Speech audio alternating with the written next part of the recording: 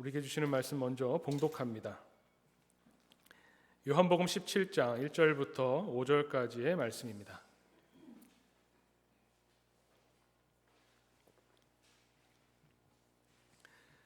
요한복음 17장 1절부터 5절까지의 말씀 제가 봉독해 올리겠습니다.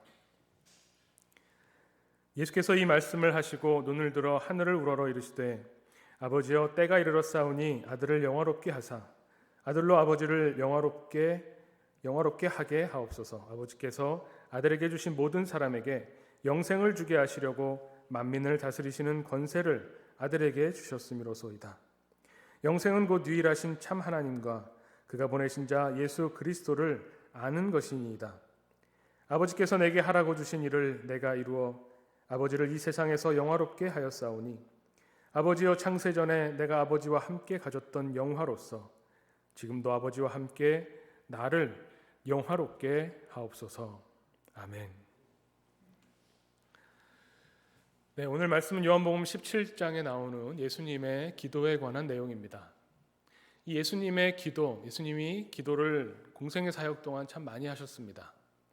습관적으로 매일매일 아침 일찍 기도하시기도 하고 사역이 아무리 바쁘셔도 따로 시간을 내어서 무리들과 떨어져서 기도하는 시간을 가졌다는 그런 내용들이, 그런 기록들이 있습니다. 이 복음서, 내 복음서에 보면 누가복음이 기도에 관한 그런 이야기들을 많이 싣고 있습니다. 누가복음에서는 예수님이 때때로 기도하신 것, 또 기도에 관한 가르침, 기도가 얼마나 중요한가, 기도에 굉장히 관심을 많이 가지고 있는 복음서가 누가복음입니다. 그래서 누가복음에는 마태복음과 함께 주님이 가르쳐 주신 기도가 담겨 있죠. 우리가 흔히 주기도문으로 알고 있는 기도의 내용이 누가복음에 담겨 있습니다. 그런데 그 주기도문이 굉장히 짧죠. 누가복음이 그토록 기도에 대해서 많이 이야기하는데 정작 예수님이 기도하셨다고 하는 기도의 내용이 가장 길게 담겨 있는 것은 이 요한복음 17장입니다. 예수님의 기도가 그 내용이 어떠한가, 예수님이 하나님 아버지께 무엇을 구하셨는가, 또 그 기도를 어떻게 하셨는가 하는 것을 오늘 요한복음 17장을 통해서 우리가 살펴볼 수 있습니다. 예수님의 기도를 이렇게 깊이 들여다보고 살펴보려고 하는 것은 아무래도 예수님의 기도가 우리에게 어떤 기도의 기준이 되겠죠. 아, 기도는 이렇게 해야지, 이렇게 하는 것이구나. 또 기도의 내용은 우리가 기도할 때에 어디에 중점을 두고 기도해야 되겠다, 이런 것들을 예수님의 기도를 통해서 배울 수 있습니다. 우리에게 모범이 되는 기도라고 할 수 있겠죠. 근데 이 기도가 그렇게 쉽지는 않습니다. 내용이 제가 봉독해서 함께 읽으셨지만 이 내용이 좀 이렇게 우리가 하는 기도하고는 좀 다른 것 같기도 합니다. 우리가 예수님의 기도를 따라간다고 할 때에 말로만 따라하기는 사실 어렵지 않습니다. 오늘 예수님의 기도를 보면 앞부분에도 나오지만 아들을 영화롭게 해주십시오. 맨 마지막 부분에도 보면 나를 영화롭게 하옵소서. 이거를 조금 바꿔 말하면 어떻게 될까요? 우리가 이 영화라는 말은 영광이라는 말하고 같은 말이죠. 그래서 우리가 보통 하는 기도하고 이렇게 빗대어 본다면 하나님, 내가 하나님께 영광 돌리게 해주십시오, 이런 기도와 같은 겁니다. 근데 우리는 어떨 때 하나님 영광 돌리기를 원합니다, 이렇게 기도할까요? 우리가 생각하는 하나님께 영광 돌린다라고 하는 것은 뭔가 이 세상에서 다른 사람들이 부러워할 만한 일을 이루어냈을 때, 그때 우리가 하나님께 영광 돌리는 게 아닌가라고 흔히들 생각하기 쉽습니다. 예를 들면 누구나 그 1등 하기를 원하는 어떤 그 대회에 나갔을 때 1등 하게 되면, 금메달을 받게 되면 하나님께 영광을 돌립니다, 이렇게 표현하죠. 그럼 그 대회 나가기 전에 하나님 1등해서 하나님께 영광을 돌려드릴 수 있도록 해주십시오. 예수님의 기도를 그냥 글자 그대로만 보면 그런 기도와 별로 다르지 않아 보입니다. 또 세상 사람들이 우리 세상에서 볼 때 성공하는 것, 남들은 가고 싶어하는데 가지 못하는 대학에 합격한다거나 취업에 성공한다고 했을 때 하나님께 영광을 돌려드립니다 라고 우리가 이야기합니다. 그런데 예수님이 이 기도하시던 이 기도의 때 언제 이 기도를 하셨는가, 또 이 기도를 하시고 나서 결국 어떻게 하나님께 영광을 돌리셨는가를 봐야 되겠습니다. 오늘 17장 가장 첫 부분 1절에 보면 예수님이 기도를 시작하시면서 이렇게 시작하십니다. 아버지여, 때가 이르렀사오니 아들을 영화롭게 하십시오.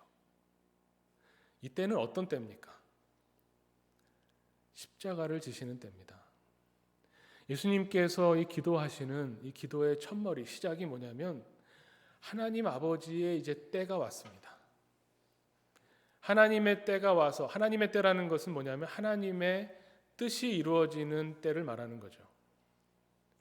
하나님이 원하시고 하나님이 계획하시고 하나님이 이루시고자 하는 것이 이제 막 실현되려고 하는 이때가 왔으니 내가 하나님께 기도합니다. 하나님께 영광을 돌리기를 원합니다. 이렇게 기도하신 겁니다. 근데 이때가 우리처럼 대회를 앞두고 합격 불합격 시험을 앞두고 기도하시는 것이 아니라 십자가를 앞에 두고 기도하시는 겁니다. 또 우리가 이 때를 이야기할 때 하나님의 뜻이 이루어지는 때라고 한다면 우리는 거기에서 우리가 할 수 있는 일은 사실 없습니다. 예를 들면 시험을 보고 난 다음에는 더 이상 우리가 할 수 있는 게 없죠. 이제는 하나님이 이루어 주시기를 원합니다. 우리는 더 이상 할 수 있는 다시 과거로 돌아가서 시험을 다시 볼 수는 없으니까요. 이제는 정말 하나님의 손에 맡깁니다. 더 이상 우리가 할 수 있는 건 없습니다. 라고 하는 그때에 어떻게 보면 기도를 해도 기도를 하지 않아도 결과는 똑같아질 수 있을 겁니다. 하나님이 하나님의 뜻을 이루겠다고 하시면 우리는 그냥 물러나서 그것을 볼 수밖에 없는데 그렇게 되면 굳이 기도할 필요가 있을까라고 생각을 할 수 있는 거죠. 그런데 예수님의 기도를 보면 오히려 하나님의 때, 하나님의 뜻이 이루어지는 그때에 예수님은 기도하십니다. 하나님의 주권, 하나님이 역사하시기를 원합니다라고, 하나님이 역사하심을 내가 보겠습니다라고 하는 그때에 뒤로 물러나는 것이 아니라 오히려 더 앞으로 나아가서 더 하나님께 다가가서 기도하는 것, 이것이 예수님이 보여주신 기도에 임하는 자세, 태도라고 할 수 있는 겁니다. 기도는 그래서 오히려 하나님의 주권이 강력할수록 우리가 하나님의 역사하심을 강하게 이루어달라고 여길수록 더 기도하게 됩니다. 하나님의 주권이 강할수록 우리가 기도의 동기가 더 강해진다고 하는, 어떻게 보면 논리적으로는 잘 설명되지 않지만 예수님의 이 태도를 보면 이때에 더 열심히 기도하신 겁니다. 이제 십자가를 앞두고 하나님의 영광을 드러내는 때가 왔으니 내가 기도합니다. 그러면서 이 기도를 하시는데 이것이 예수님의 마음가짐이고 태도라면 그 기도의 내용은 우리가 여기는 그런 어떤 자랑스러워할 만한 영광을 구하는 것이 전혀 아니었습니다. 그 내용을 보면요, 아들을 영화롭게 하십시오. 그 이유가 있습니다. 예수님께서 자기 자신을 영화롭게 해달라고 구하시는 이유가 뭐냐면 아들로 아버지를 영화롭게 하기 위해서. 그러니까 예수님을 통해서 하나님이 영화롭게 되시기를 원한다는 겁니다. 예수님이 자신을 통해서 하나님의 영광이 드러나기를 원하신다는 겁니다. 여기서 말하는 영광은 뭐냐면 하나님의 뜻이죠. 하나님이 어떤 분이신가가 드러나기를 원한다는 겁니다. 영광에 대해서 우리가 생각해 본다면 성경에서 나오는 하나님의 영광이라고 하는 것을 살펴본다면 하나님의 영광은 하나님이 어떤 분인가를 알려주는 겁니다. 하나님이 세상을 향해서 어떻게 보면 계시하시는 거죠. 하나님이란 존재가 어떤 분이신지. 근데 그것을 무엇을 통해서 알 수 있겠습니까? 물론 하나님이 창조주시니까 피조된 이 세계를 보면서도 알 수 있습니다. 그런데 가장 하나님을 잘 알 수 있는 방법은 뭐냐면 우리들을 통해서입니다. 하나님이 우리 인간을 창조하실 때, 사람을 만드실 때 하나님의 형상을 따라 지으셨다고 성경이 말씀합니다. 그 말은 뭐냐면 하나님의 형상을 따라 지음받은 우리를 가만히 놓고 연구하면 하나님이 어떤 분이신지 알 수 있다는 말입니다. 그것을 더 분명하게 이 세상을 향해서 하나님은 이런 분이시다라고 보여주는 것, 드러내는 것이 어떻게 보면 하나님의 영광을 나타내는 것이죠. 이 하나님께서는 우리 인간을 창조하실 때 계획과 목적이 있으셨을 겁니다. 그것이 형상을 따라 지음받았다고 표현되는 것이고, 우리 인간을 보면 하나님의 의도를 알 수 있게 되죠. 뜻을 알 수 있게 됩니다. 제가 요즘에 우리 저뿐만 아니라 모두가 다 극장에 가기가 좀 어려운 때죠. 그래서 아마 많은 분들이 넷플릭스를 신청하셔서 집에서 보시기도 할 겁니다. 저도 넷플릭스를 보는데 넷플릭스를 본다고 해서 처음에는 막 신나게 보지만 이 영화 보고 저 드라마 보다가 이제 볼 게 별로 없어졌을 때 저는 그때 찾았습니다. 이것저것 없나 보다 보니까 이런 프로가 있습니다. 세계에서 가장 경이로운 집. 그래서 이제 그 세계를 다니면서 아주 독특하고 특이하게 지어져 있는 집을 소개하는 그런 프로그램이었습니다. 거기 보면 참 보기만 해도 너무나 그 독특하고 집 같지 않은 집들 되게 많은데, 그 중에 몇 개 인상적인 집이 있었습니다. 산 꼭대기, 산 위에다 지었는데 집을 링처럼 지은 겁니다. 링 모양으로 지어서 가운데는 그냥 흙바닥입니다. 그러니까 비가 오면 거기 앉아서 그냥 가운데 집 안에 있는 것 같기도 하고 밖에 있는 것 같기도 한데, 안을 보면 비가 오는 걸 볼 수 있겠죠. 근데 그 집이 독특한 거는 그 밖으로 바로 이제 그 숲과 자연 속에, 산 속에 있는 집인데, 이 집이 링 모양으로 되어 있는데 외곽의 벽을 밀면 벽이 옆으로 이렇게 밀립니다. 그래서 그 방 안의 공간과 자연과 그냥 뻥 뚫리게 만들 수 있는 거죠. 그래서 이제 그 프로에서는 집주인과 인터뷰를 합니다. 이 집이 왜 이렇게 모양을 갖추게 되었는가? 이 집은 왜 이렇게 지었는가? 이 집주인이 자연을 정말 좋아해서 집 안에 있으면서도 자연을 느끼고 싶다고 하더라고요. 그래서 벽이 움직이게 이렇게 집을 지은 겁니다. 저는 그걸 보면서 자연이 아무리 좋아도 그 여름에 모기는 어떡하나, 저는 그 생각부터 했지만 그 집주인은 얼마나 자연을 좋아하고 자연 속에 있고 싶어 하는가가 드러나는 그런 집의 구조죠. 또 어떤 집을 봤는데 그 집은 집 3개가 붙어 있습니다. 붙어 있는데 삼각형 모양으로 집이 좀 길쭉길쭉하게 돼서 다른 쪽을 바라보게 되어 있는 집인데, 이 집의 주인은 자매 3명이 이 집을 지은 겁니다. 근데 이 3자매가 사업을 같이 합니다. 그러니까 이제 그 집 밖에 나가서 일을 할 때 사업체에서 같이 일을 하다가 집에 돌아오면 같이 모여 살고는 싶은데, 근데 문제는 그렇다고 계속 3자매가 일 끝나고도 계속 같이 있는 건 또 싫죠. 그래서 집이 서로 마주대고 있는 가운데 공간은 공동의 구역으로 해서 밥도 같이 먹고 그 집의 자녀들끼리 서로 사촌끼리 어울리기도 하고 하는데, 이 집의 끝에 쪽, 이 테라스 쪽으로 가면 옆집이 안 보이는 구조로 이렇게 만들어 놓은 겁니다. 그래서 정말 그 다른 언니나 동생을 생각하지 않고 혼자 쉴 수 있는 공간을 따로 마련해 놨습니다. 집 모양은 오히려 평범하지만 집이 가지고 있는 그 형태가, 구조가 이 집주인이 뭘 원하는구나 하는 것을 알 수 있게 이렇게 나와 있습니다. 마찬가지입니다. 집도 집 하나를 우리가 집을 지을 수도 있지만 또 그 똑같은 구조의 집 안에서도 여러 가지 배치를 통해서, 가구의 배치나 동선을 통해서도 우리가 의도하고 목적하는 바를 추구하려고 합니다. 마찬가지로 하나님께서 온 우주를 창조하시고 또 우리 사람을 만드신 다음에 이 사람을 통해서 하나님이 목적하고 계시는 것, 하나님이 원하시는 뜻을 우리 사람들에게 심어 놓으셨다는 겁니다. 우리를 가만히 살펴보면, 우리의 삶과 우리의 생활을 살펴보면 하나님이 우리에게 원하시는 것이 무엇인지, 하나님의 뜻이 어디에 있는지를 파악할 수 있도록 원래는 지으신 거죠. 그런데 우리는 자꾸 하나님의 원래 의도에서 벗어나려고 합니다. 그래서 우리가 본성이 죄인이라고 이야기하는 것이죠. 원래 우리는 하나님의 의도, 하나님의 뜻을 드러내야 되는 하나님의 형상을 따라 지음받은 존재인데, 여기서 자꾸 어긋나기 때문에 문제가 생깁니다. 예수님께서는 오늘 기도를 통해서 예수님이 하나님의 뜻에 순종하시겠다고 하는 기도를 우리에게 들려주고 계신 겁니다. 예수님의 말씀은 아들을 영화롭게 하시는데, 그 이유는 뭐냐면 아들로 아버지를 영화롭게 하시는 것이고, 아버지를 영화롭게 한다는 것은 하나님의 영광을 드러낸다고 하는 것은 뭐냐면 아들에게 주신 모든 사람에게 영생을 주게 하시는 것이다 라고 말씀합니다. 우리의 목적은 그러니까 뭐냐면 우리 인간을 지으시면서 인간을 통해서 알게 되는 목적은 뭐냐면 우리에게 생명을 주시고자 하는 겁니다.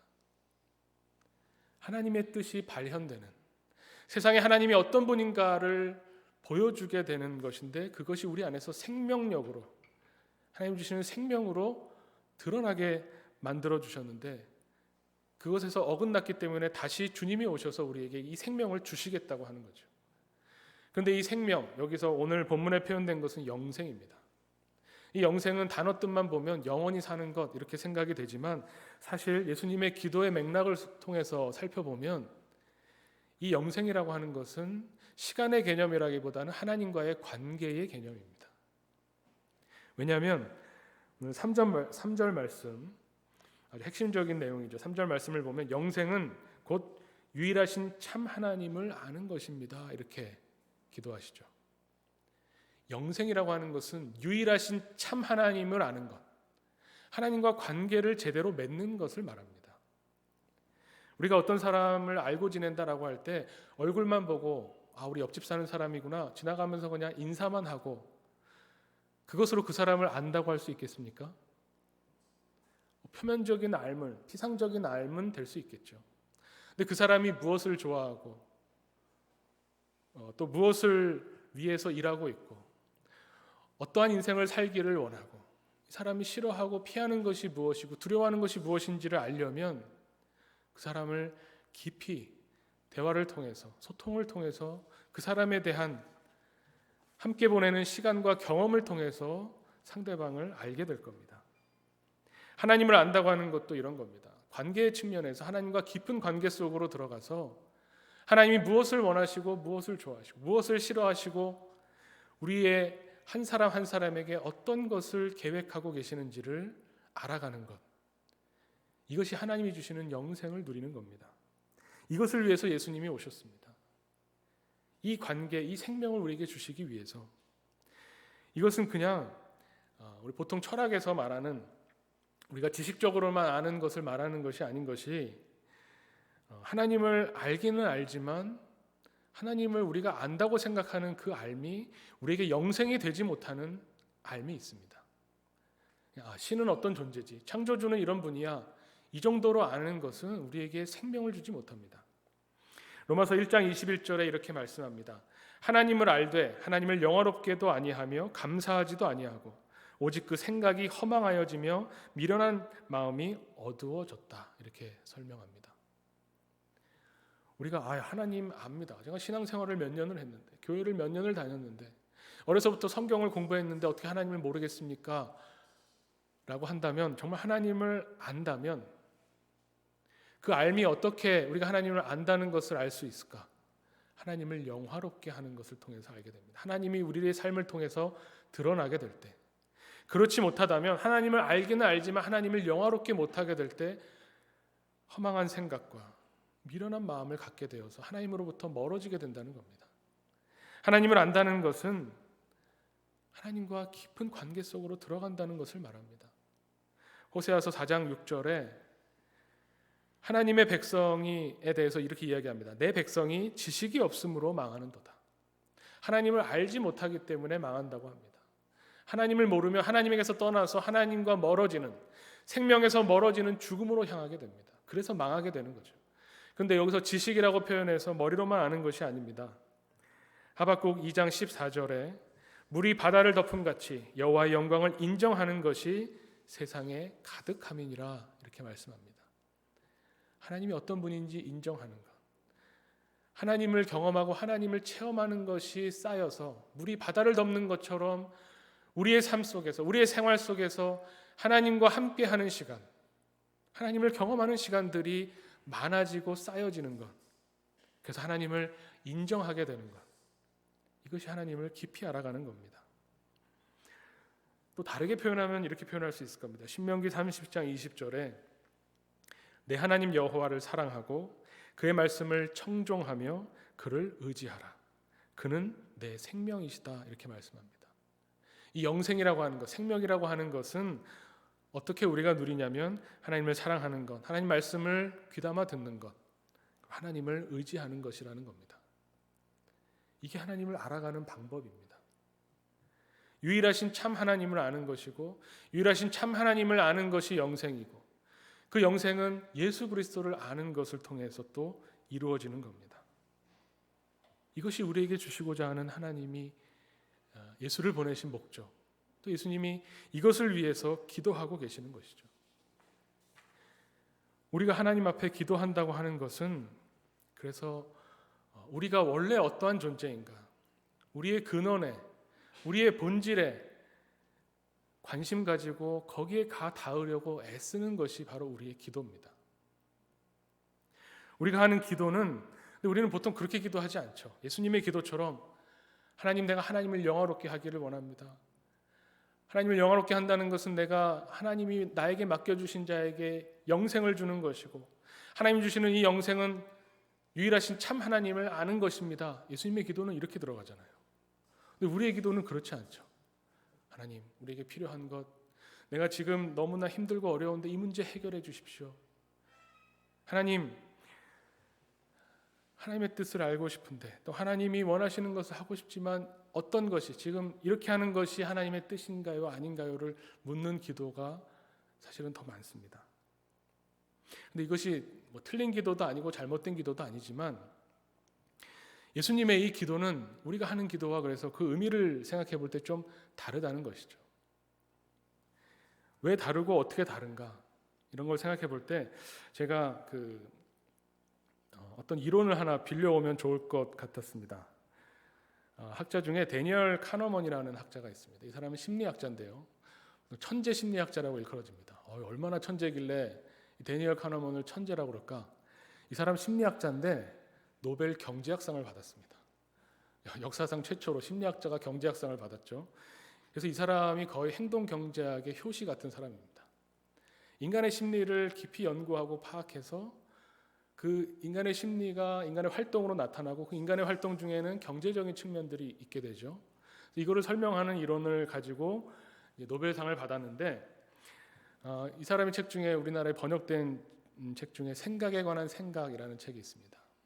참 내용이 재미있는데 여기에서 뭘 하나를 이야기하냐면 사람이 생각을 하는데 이 생각을 그냥 우리는 보통 생각한다라고 생각하는데 두 가지로 구분해서 살펴봅니다. 생각을 하는 두 가지가 뭐냐면 시스템 1과 시스템 2가 있다는 겁니다. 시스템 1은 어떤 생각이냐면 예를 들면 이런 겁니다. 제가 질문을 합니다. 우리 프랑스의 수도가 어딘가요? 아무도 대답을 안 하시는데 바로 파리 이렇게 나오죠. 네, 프랑스의 수도가 어딘가요? 그럼 파리라고 생각합니다. 2 더하기 2는 얼마인가요? 그냥 4죠. 이 답이 나올 때 얼마나 생각하셨습니까? 별로 생각 안 해도 되죠. 빠르게 그냥 툭툭 튀어나오는 대답들이 있습니다. 이렇게 생각하는 거를 시스템 1이라고 하는 겁니다. 그런데 제가 이렇게 질문하면 346 더하기 719는 얼마인가요? 그럼 빨리 머릿속에 종이를 하나 놓고 그려봐야죠. 뒤부터 더해서 앞으로 올려서 1065 이렇게 답이 나옵니다. 그러니까 이 답을 하기 위해서는 머리가 느리게 생각해야 됩니다. 그냥 휙휙 답이 나오는 것이 아니라 생각을 좀 느리게 하면서 에너지를 쓰면서 깊이, 우리가 보통 심사숙고한다라고 할 때 하는 그런 작용들이 우리 머리에서 일어납니다. 이 학자는 뭘 얘기하려고 하냐면 이 시스템 1이라고 하는 빠르게 생각하고 즉각적으로 다 반응이 나오는 이런 생각을 우리 머리는 좋아한다는 거예요. 왜냐하면 에너지가 안 드니까요. 우리 보통 귀차니즘이란 말이 왜 나왔습니까? 힘들이고 에너지를 쓰고 노력하기를 싫어하기 때문에, 또 인간은 생존을 위해서 에너지를 어떻게든 아끼려고 하기 때문에 시스템 1을 자꾸 굴려서 생각을 별로 깊이 안 하려고 한다는 겁니다. 이게 보통 어떻게 드러나냐면 예를 들면 저도 그런 경험이 있는데 어떤 연주회에 갔습니다. 거기에서 기대하는, 듣고 싶은 음악이 있어서 연주회에 갔는데 연주가 너무 좋았습니다. 연주자도 연주를 잘하고 좋아하는 곡이어서 열심히 듣는데 마지막에 제 앞에 앉아있던 어린아이가 이제 시간이 길어지니까 막 몸을 비틀고 힘들어서 막 의자를 툭툭 치고 옆에 있는 엄마는 언제 끝나냐고 말을 하고 막 이러면서 저를 방해했습니다. 연주회가 다 끝나고 나서 제가 나중에 그 연주회를 떠올려 볼 때 그 연주회 시끄럽고 집중하지도 못하고 별로였어. 이렇게 생각하는 거는 그 연주의 첫 곡부터 한 곡 한 곡 연주자가 어떠했지, 그때 내가 받은 감동이 뭐였지를 다 따져보기가 너무 힘들기 때문에 그냥 가장 기억에 남는 거, 가장 인상적이었던 거, 내 앞에 있는 애 때문에 내가 이 연주에 망쳤다. 그것만 기억에 남아서 그 연주에 별로다. 그 연주자를 보면 연주자 연주했던 연주에 갔는데 별로다. 이렇게 남고 생각한다는 겁니다. 그래서 이 시스템 2를 통해서 시스템 1을 잘 제어해야 됩니다. 별로 깊이 생각하고 싶어 하지 않기 때문에 사람이 합리적이고 논리적이고 마땅히 그러해야 되는 것을 하지 못하고 오류를 범하는 경우가 많다라는 것이죠. 뻔하게 A라는 걸 선택해야 되는 너무나 합당한 이유가 있는데도 생각하기가 싫어서 귀찮아서 B를 선택해서 큰 손해를 보는 이런 이야기를 담고 있습니다. 근데 저는 이 이야기 시스템 1, 시스템 2 이걸 보면서 저는 바로 기도에 한번 적용해 봤습니다. 우리가 하나님 앞에 기도하는데 저도 제 기도를 놓고 가만히 생각해 보니까 기도 1이 있고 기도 2가 있습니다. 제 기도 1은 뭐냐면 어려서부터 이 교회 학교를 다녀서 그런지 습관적으로 하는 기도가 있습니다. 그냥 아침에 눈 뜨면 밤에 자기 전에 기도를 안 하면 왠지 잠이 안 오는 것 같은, 너무 몸에 배어서 하나님 오늘 하루도 감사합니다, 잘 자게 해주세요, 이런 기도. 밥 먹기 전에 정말 1초밖에 안 걸리는 하나님 맛있는 음식 줘서 감사합니다, 이런 기도. 이렇게 짧고 그냥 순간적인 기도가 있습니다. 또 거기서 좀 더 가면 기도 1에 뭐가 있냐면 반응적인 기도죠. 생각하지 못했던 어려운 일이 있다고 생각하면 그냥 하는 기도. 하나님 도와주십시오. 뭔가 내가 원하는 대로 일이 풀어지지 않을 때 하나님 이거 어떻게 합니까? 하나님 구해주십시오. 내가 갖고 싶은 게 생겼을 때 하나님 저거 내가 이룰 수 있게 해주십시오. 이런 기도들. 어떤 그 자극과 반응처럼 나오게 되는 기도들, 습관화된 기도들, 깊이 생각하지 않아도 되는 기도들, 이런 기도들을 기도 1이라고 할 수 있을 겁니다. 우리가 교회 생활하면서 많이 듣는 말씀이 뭐냐면 기도해야 된다. 기도하지 않으면 신앙인이 아니다 하는데 거기서 말하는 기도는 기도 1이 아닐 겁니다. 기도 1은 늘 합니다. 근데 우리에게 정말 필요한 것은 기도 2죠. 저는 오늘 예수님의 이 요한복음 17장에 나오는 예수님의 기도가 정말 기도 2인 것 같습니다. 깊이 묵상하고 하나님과의 관계를 깊이 생각해서 나에게 필요한 것, 내가 이 땅을 살아가면서 순간순간 여겨지는 어려움을 도와달라고 하는 것. 제가 지난 주일에 종교의 기본이 도움을 구하는 거 맞다고 말씀드렸죠. 우리도 당연히 그것이 필요합니다. 하나님께 도움을 구하고 하나님을 의지하는 건 맞습니다. 없어서는 안 되는 기도입니다. 그런데 기도 1만으로 끝나서는 안 된다는 겁니다. 기도 1을 하지만 기도 2로 나아가야 됩니다.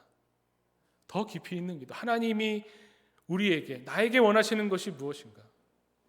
하나님이 나를 어떤 목적을 가지고 어떤 뜻을 가지고 계획을 가지고 나를 창조하시고 나를 이 땅에 살게 하셨는데 그 하나님의 의도가, 하나님의 뜻이 나를 통해서 어떻게 드러나게 될까? 내가 무엇을 하여야 하나님이 원하시는 것을 이루어 드릴까? 이 문제를 놓고 깊이 묵상하며 하는 기도. 이 기도가 우리에게 꼭 필요한 겁니다. 예수님이 제자들을 부르실 때 에피소드에 그런 이야기가 나오죠. 제자들이 밤새도록 물고기를 잡으려고 그물을 던졌습니다. 근데 그 그물을 던진 곳이 얕은 물가였습니다. 예수님이 제자들과 만나셔서 제자들에게 이렇게 말씀하시죠. 깊은 데 가서 그물을 던져라. 상징적인 의미일 수 있겠지만 얕은 물가에서 잡는 물고기들이 분명히 있을 겁니다. 그런데 예수님을 만나고 나면 예수님이 우리에게 또 원하시는 것은 깊은 데 가서 그물을 던져서 건져 올리는, 끌어올리는 그 하나님의 은혜, 그 하나님의 생명을 받아 누리기를 원하신다는 겁니다. 오늘 예수님의 이 기도를 가만히 들여다보면 그래서 예수님의 기도는 하나님의 영광을 위해서 하나님에게만 관심을 두고 있습니다. 예수님의 삶을 공생애뿐만 아니라 전체적인 삶을 놓고 보면 예수님은 어떤 분이셨는가? 하나님의 뜻을 이루어드리기 위해서 모든 삶을 거기에 집중하시고 몰두하셨던 분입니다. 제자들을 만남에 있어서도, 어떤 일을 하심에 있어서도, 사람들을 모아놓고 식사하실 때에도 어떻게 하면 하나님께 영광을 돌릴까? 어떻게 하면 하나님의 뜻이 드러나게 될까? 어떻게 하면 하나님이 우리를 사랑하신다고 하는, 하나님이 원하시는 의도를 알려줄 수 있을까? 그 길을 가시다 보니까 그래서 십자가를 지시기까지 하나님의 뜻을 드러내는 데에 순종하셨다는 겁니다. 그것이 예수님의 기도에서 나타나게 됩니다. 예수님은 하나님께 순종하셨던 분으로, 우리가 예수님을 믿는다는 것은 무슨 의미입니까? 내 생각, 내 의지, 내 뜻을 가지고 예수님을 믿는다? 그런 게 아닙니다. 우리가 말하는 믿음이라고 하는 것은 예수님의 생각, 예수님의 의지, 예수님이 행하셨던 그 삶을 내 삶으로 받아들이겠다는 겁니다. 더 이상 내 의지로 사는 것이 아니라 예수 그리스도의 뜻으로, 의지로, 그 마음으로 살겠다고 하는 것이 바로 믿음입니다. 우리는 언제 가장 하나님의 뜻을 드러낼 수 있겠습니까?